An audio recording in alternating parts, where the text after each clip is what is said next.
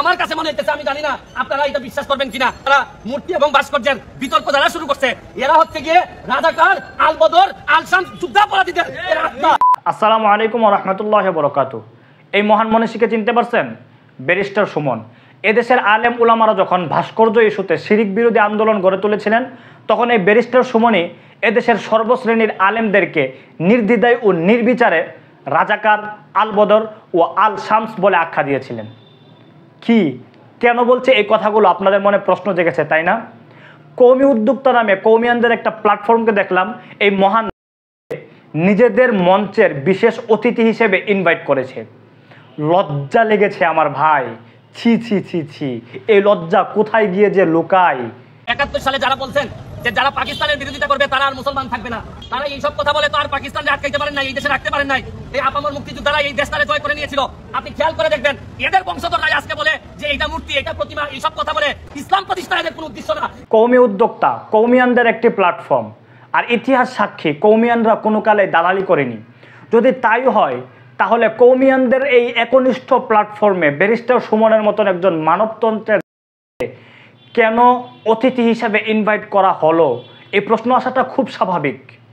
তবে কি বলতেই হবে যে কওমিয়ানদের মধ্যেও দালাল ঢুকে গেছে?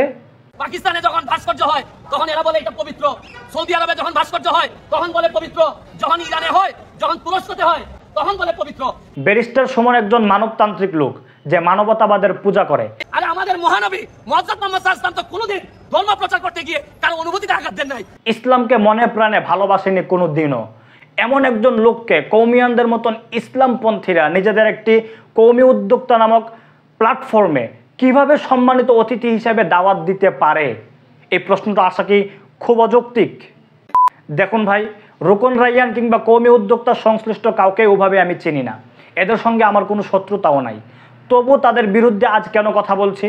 এর কারণ হলো, শিরিকের পক্ষপাতিত্ব করে যেই লোক মানবতন্ত্রের পূজারী হওয়ার পরও আলেম উলামাদের বিরুদ্ধে অবস্থান নিতে পারে, সেই লোককে আমাদেরই কোনো কওমিয়ানদের মঞ্চে সম্মানিত অতিথি হিসেবে আনা হবে, এমনটা আমি কেন, এদেশের আপামর জনতার কোনো সাধারণ মুসলিমও এটা মানতে পারবে না। এটা আমার ঈমান। কিছুদিন আগে কওমি উদ্যোক্তা নামক এই প্ল্যাটফর্মকে দেখলাম কাসেমি কোলা নামে বাজারে একটি পণ্য নিয়ে আসতে। আমি এর বিরোধিতা করিনি। কাসেমি নাম বা দেওবন্দিয়াতের চেতনাকে বিক্রি করে এদেশের আলেম উলামারা যদি ব্যবসা করে, আমি সেটাকে খুব খারাপ চোখে দেখি না। কিন্তু আমার খারাপ লেগেছে এই জায়গায় যে কাসেমি শব্দের সাথে আসলে কোলা শব্দের সংমিশ্রণটা কেন ঘটানো হলো। কাসেমি কোলা, আমরা স্পষ্টই জানি কোকা কোলার একাংশের শব্দ হলো কোলা। এই কোলা শব্দটাকে কেন কাসেমি শব্দের সাথে সংমিশ্রণ ঘটানো হলো? ভাই, তোরা স্বকীয়তা এত কাঙ্গাল কেন? কাসেমি নাম নিয়ে ব্যবসা করবি কর, ইসলামপন্থীদের মাঝে এই নাম দিয়ে ব্যবসা করাটা খুব স্বাভাবিক। আমি এটার বিরোধিতাও করব না, করছিও না। কিন্তু এই নামের সাথে কোলা শব্দের সংমিশ্রণ ঘটানোটা কি নিন্দনীয় নয়? এই প্রশ্নটা আমি আপনাদের কাছে রেখে যেতে চাই। ইতিহাস বলে দেওবন্দিরা এবং কাসেমিরা সর্বযুগে জালেম ও স্বৈরাচারের বিরুদ্ধে অবস্থান করেছিল। যদি তাই হয়, তাহলে কাসেমি কোলার সংমিশ্রণ ঘটিয়ে আপনারা কি বুঝালেন?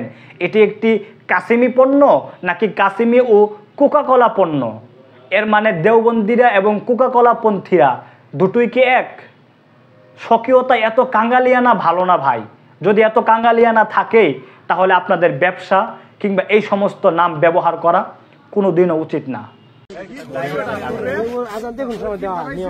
আবারও আসি ব্যারিস্টার সুমন ইস্যুতে।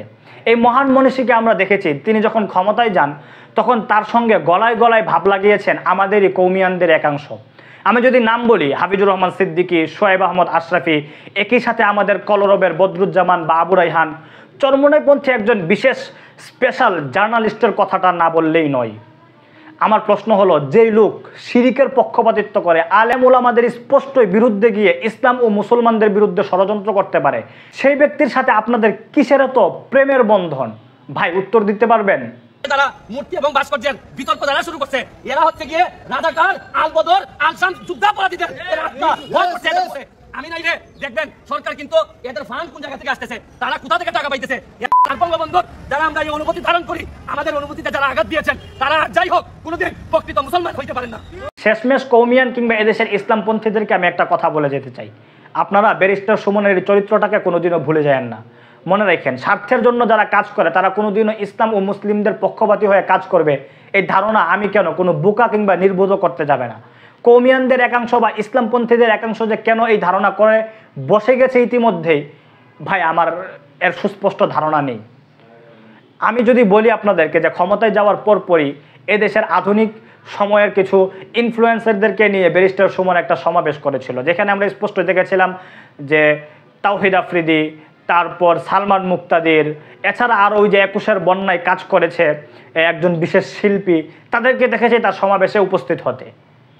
এর কিছুদিন পর আমরা ইসলামপন্থীদেরকে নিয়েও ব্যারিস্টার সুমনকে আরও একটা সমাবেশ করতে দেখেছি, সেখানে কলরব কিংবা এই আমাদের আরও বেশ কিছু ইসলামপন্থী বা কৌমিয়ানদের ভাইদেরকে অংশীদার হতে বা উপস্থিত থাকতে দেখেছি।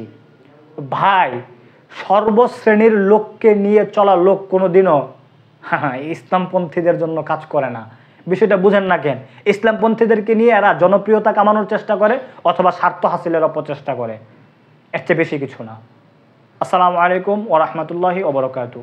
अदावत मुझसे क्यों इतनी, मैं तो कुरान का दाई हूँ, रसूलुल्लाह का वारिस, सहाबा का सिपाही हूँ। मुझे है कुफर से नफरत, मैं तो हक का फिदाई हूँ। जमाने के हर एक जालिम